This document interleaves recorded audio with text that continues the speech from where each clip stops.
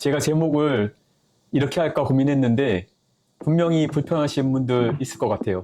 하지만 정치적인 내용이 전혀 아닙니다. 유시민 씨를 좋아하든 싫어하든 분명히 도움이 되는 내용이니까 끝까지 시청 부탁드리겠습니다.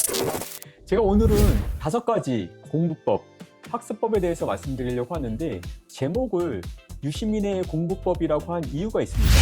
대통령 선거 때 유시민 씨가 크게 욕먹은 적 있죠. 김문수 씨의 부인인 설란영 씨에 대해서 언급했던 내용이 문제가 됐던 건데 그때 나왔던 단어가 내재적 접근법입니다. 좀 낯선 단어인데 어쨌든 그 말 언급하면서 또 다시 욕먹었어요. 그냥 사과하지 이게 무슨 소리냐고.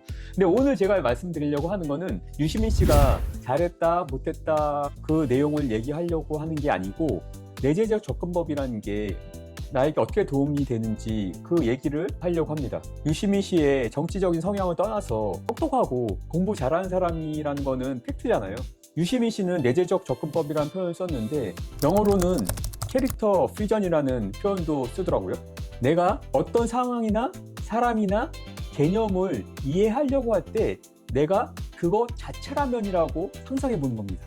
유시민 씨는 내가 설랑영의 삶을 살았다면이라고 가정하고 설랑현 씨로 빙의해갖고 그 내용을 얘기했죠. 아무튼 요걸 돼지게 먹었지만 세종대왕의 한글을 이해하려고 할 때 내가 세종대왕이었다면 피타고라스의 정리를 이해하려고 할 때 내가 피타고라스였다면 이걸 어떻게 해서 생각하고 고민하고 만들어냈을까 이렇게 모든 걸 1인칭 시점으로 접근하는 것입니다.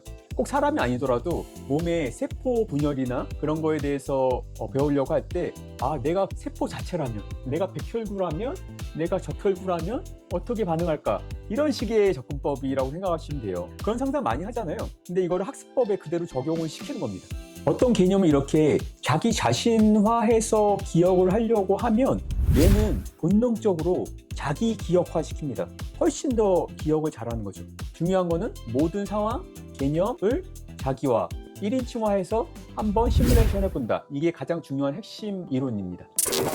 이런 내재화 기법, 캐릭터 퓨전과 같이 뇌를 자극하면서 자기의 공부법, 학습법의 효율성을 확 늘릴 수 있는 또 다른 4개의 기법에 대해서도 이어서 말씀드리도록 하겠습니다. 두 번째 방법은 회상 기법입니다. Retrieval Practice라고도 부르는데 어떤 거 기억하려고 하는데 막 간신 막 떠오를 것 같은데 절대 떠오르지 않는 상황 있죠. 그러면 뇌가 너무 괴롭죠. 이런 거를 활용하라는 건데 이게 무슨 말이냐면 뇌는 내가 괴로울수록 훨씬 더 오랫동안 잘 기억하게 됩니다. 그래서 공부를 할 때 모르는 문제나 기억이 안 날 때 바로 답을 펼쳐보지 말고 최대한 괴롭더라도 기억을 해내려고 노력을 해야 됩니다. 답을 보지 않는 습관 굉장히 중요합니다. 잘 생각나지 않을 때마다 바로 답을 보는 습관이 빠르게 공부를 하고 이해하고 넘어갈 수 있어서 효율적인 것 같지만 절대로 그렇지 않습니다. 뇌는 단순 자극에 대해서는 오래 기억하지 않습니다. 뇌가 괴롭더라도 오랫동안 고민한 다음에 생각해냈을 때 뇌는 훨씬 더 오랫동안 기억하게 됩니다. 편안한 공부는 내가 잘하고 있다는 착각이고 괴로운 공부는 내가 진짜로 발전하고 있다는 사실입니다. 이게 두 번째, Retrieval Practice, 회상 기법입니다. 세 번째, 단서 기법, 핸들 기법이라고도 표현할 수 있을 것 같은데 이 영상의 제목을 유시민의 공부법이라고 한 것도 핸들 기법을 사용한 겁니다. 뇌는 전체적인 내용의 페이지를 기억하는 게 아니고 특정 단서를 기억하게 돼 있습니다. 유시민의 공부법? 그럼 유시민, 공부 잘하는 사람, 내재적 접근법으로 욕먹었지 전체적인 내용을 기억하는 하나의 핸들을 제시하는 겁니다. 그래서 나머지 것도 자연스럽게 연상되게 하는 그런 방식이라고 할 수 있습니다. 어떤 단서를 같이 기억함으로 전체적인 내용을 자연스럽게 연상하는 기법이라고 생각하시면 이해가 빠를 것 같아요. 이런 거는 다양한 상황에서 저희가 이미 사용하고 있는데 복잡한 비밀번호 같은 경우도 기억하기가 어렵겠지만 이런 핸들 기법을 사용하면 편하죠. 내가 키웠던 강아지의 이름과 내 생일의 조합 뭐 이런 것들 그냥 단순하게 기억하는 것보다 훨씬 더 기억이 쉽고 오래 갈 수 있겠죠. 장소를 찾을 때도 복잡한 도로의 모든 길을 다 기억할 수 없지만 내가 예전에 여기 가봤을 때 스타벅스 옆 골목이었다 이런 식으로 기억하면 전체적인 길을 다 외우는 것보다도 훨씬 더 기억하기가 편한 것도 이러한 핸들 기법이라고 생각하시면 됩니다. 전체적인 내용을 그대로 외우려고 하지 말고 몇몇 가지 단서가 될 수 있는 것을 뽑아내서 그것을 핸들화 시켜갖고 전체적인 내용을 기억하는 학습법이라고 할 수 있겠습니다. 이어서 네 번째는 신체 자극 기법입니다. 공부를 하는데 무슨 운동하는 것도 아니고 신체를 자극하냐 이렇게 물어보실 수도 있겠지만 보통 우리가 공부를 하다가 학습 효율이 떨어지는 경우는 뇌에 과부하가 생겼을 때나 뇌가 집중하지 못했을 때의 경우가 가장 많거든요. 이럴 때는 계속 집중하려고 뇌를 자극하면 점점점 뇌는 더 과부하가 걸리게 되겠죠. 이럴 때는 뇌하고 상관없는 신체의 다른 부위를 자극하는 것이 훨씬 좋습니다. 차가운 물로 머리 감고 샤워하고 이런 것들이 신체 자극 기법에 해당됩니다. 이렇게 뇌가 이미 과부하가 걸렸을 때는 뇌한테 계속 너 집중해라고 한다고 하더라도 뇌가 다시 활성화되긴 쉽지 않거든요. 뇌는 단순히 자기 의지에 의해서 활성화되는 게 아니고 전혀 다른 물리적 자극에 의해서 리셋된다고 생각하시면 좋겠습니다.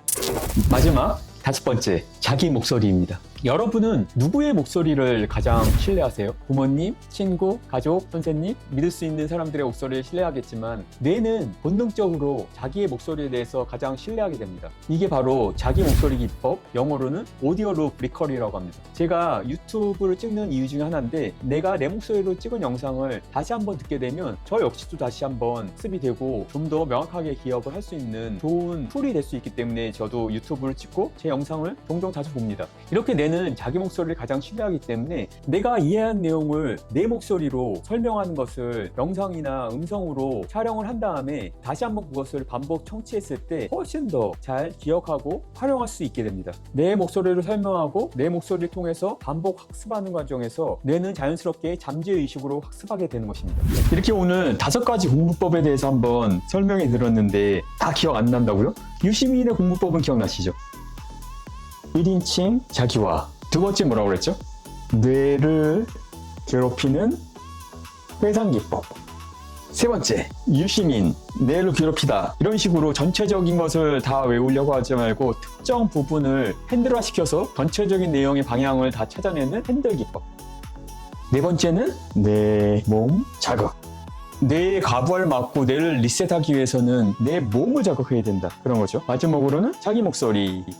자기 목소리를 통해서 반복적으로 다시 듣고 학습했을 때 뇌는 훨씬 더 잘 기억한다. 그런 방법입니다.